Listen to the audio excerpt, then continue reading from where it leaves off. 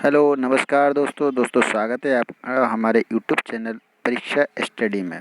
दोस्तों, यदि आप हमारे चैनल पे नए हैं तो मेरे चैनल को सब्सक्राइब करना है, आपको बेल आइकन पर प्रेस करना है। दोस्तों मैं हमेशा की तरह बहुत सारे वीडियो आपको प्रोवाइड कराता रहता हूं, जो कि बहुत सारे किसी न किसी टॉपिक पे रिलेटेड होते हैं। दोस्तों, ये बहुत सारे जो मैं वीडियो बनाता हूं, इसमें जो क्वेश्चन मैं डालता हूं, ये क्वेश्चन बहुत ही इंपॉर्टेंट होते हैं, जो दोस्तों आपके विभिन्न एग्जाम, जैसे कि मैं आपको बताऊं तो जैसे कि रेलवे, एसएससी, बैंकिंग और डिफेंस और अदर स्टेट एग्ज़ाम के लिए बहुत ही महत्वपूर्ण होते हैं। दोस्तों, ये क्वेश्चन आपको किसी न किसी एग्ज़ाम में देखने को अवश्य मिल सकते हैं। दोस्तों, इसलिए मैं आपसे कह रहा हूँ कि आपको ये हमारे बहुत सारे जो वीडियो देखने के लिए आपको मेरे चैनल को सब्सक्राइब कर लेना है और बेल आइकन पर प्रेस कर लेना है, जिससे कि आपको हमारे ये वीडियो ईज़िली आप तक पहुँच पाएंगे। दोस्तों, आज मैं बात करूँगा इम्पोर्टेंट अमेंडमेंट के बारे में, जो कि हमारे देश में, जो हमारे संविधान में बहुत सारे इम्पोर्टेंट जो अमेंडमेंट हुए हैं, जो संविधान संशोधन हुआ है, उनके बारे में बात करूंगा। तो दोस्तों देखते हैं पहला संशोधन कब और कहां हुआ था।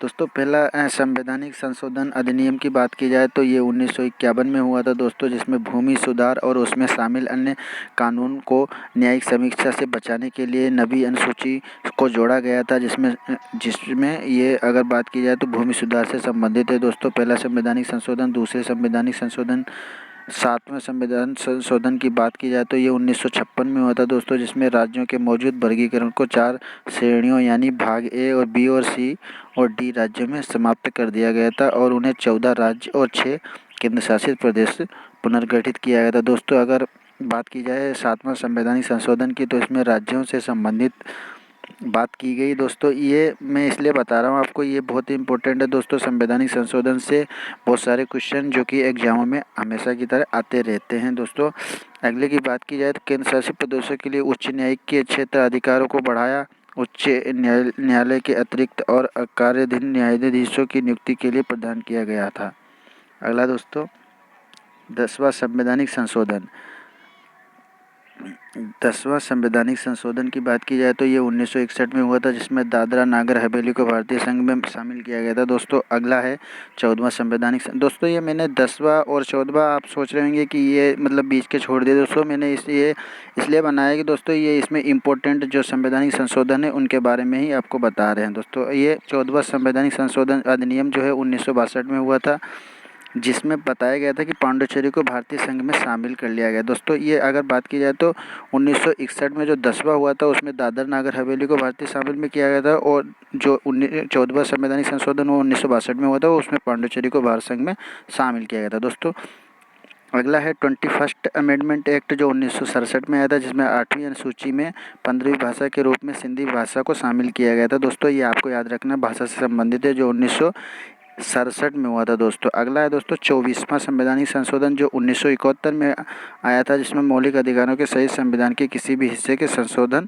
करने की संसद की शक्ति की पुष्टि की गई है। दोस्तों, ये बहुत ही इंपॉर्टेंट है दोस्तों आपके लिए। मौलिक अधिकारों की सहित संविधान के किसी भी हिस्से में संशोधन करने की संसद की शक्ति को पुष्ट किया गया है, जो कि 1971 में हुआ था। अगला है दोस्तों, राष्ट्रपति के लिए एक संवैधानिक संशोधन विधेयक पर अपनी सहमति देना अनिवार्य कर दिया गया था। दोस्तों, अगला है 25th अमेंडमेंट एक्ट, जो 1971 में आया था, जिसमें संपत्ति और मौलिक अधिकारों का हनन किया।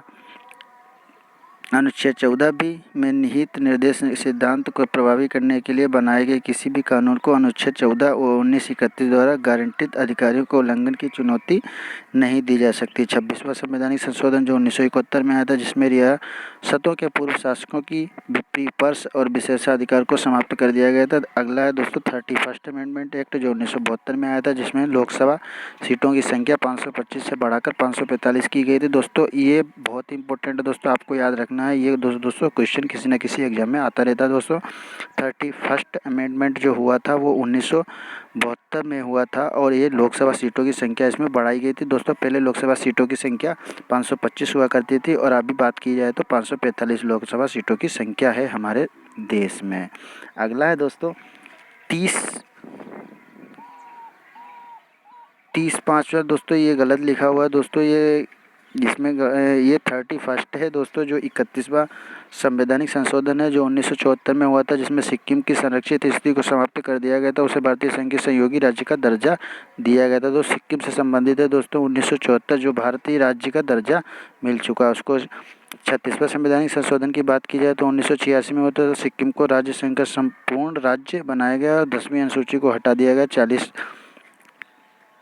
42वां संवैधानिक संशोधन की बात करें तो 1976 में इसे मिनी संविधान के रूप में भी जाना जाता है दोस्तों। ये बहुत इंपॉर्टेंट है दोस्तों, याद रखना आपको। 42वां संविधान संशोधन, इसे मिनी संविधान के रूप में भी जाना जाता है। इसे स्वर्ण सिंह समिति की सिफारिश को प्रभावी करने के लिए अधिनियमित किया गया था।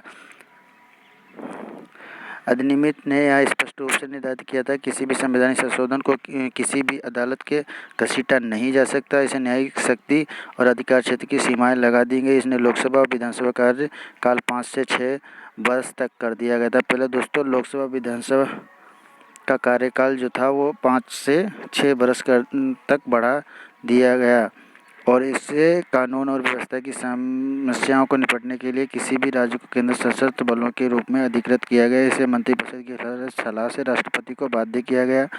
इसने सरकारी कर्मचारी को सेवाओं के मामले के प्रशासनिक न्यायाधिकरणों की स्थापना और आर्थिक अपराधों के लिए अन्य न्यायाधिकरणों की भी परिकल्पना की गई है दोस्तों। ये बहुत इंपॉर्टेंट है दोस्तों, ये इंपॉर्टेंट पॉइंट है आपके लिए जो कि 42वें संविधान संशोधन से हैं, जो कि आपके लिए बहुत इंपॉर्टेंट। दोस्तों ये थे आपके महत्वपूर्ण जो संविधान संशोधन हैं दोस्तों। अभी बहुत सारे संवैधानिक संशोधन बाकी है जिसका वीडियो मैं अगली बार बनाऊंगा दोस्तों, जो कि आपके लिए बहुत ही इंपॉर्टेंट होंगे दोस्तों। आज के लिए बस इतना ही दोस्तों। यदि आप हमारे चैनल पे नए हैं तो मेरे चैनल को सब्सक्राइब कर लें और बेल आइकन पे प्रेस कर लें, जिससे कि आपको हमारे आगे के वीडियो ईजिली आप तक पहुंच पाएंगे दोस्तों। अगला वीडियो मैं जल्दी बनाऊंगा दोस्तों। तो so friend, thank you and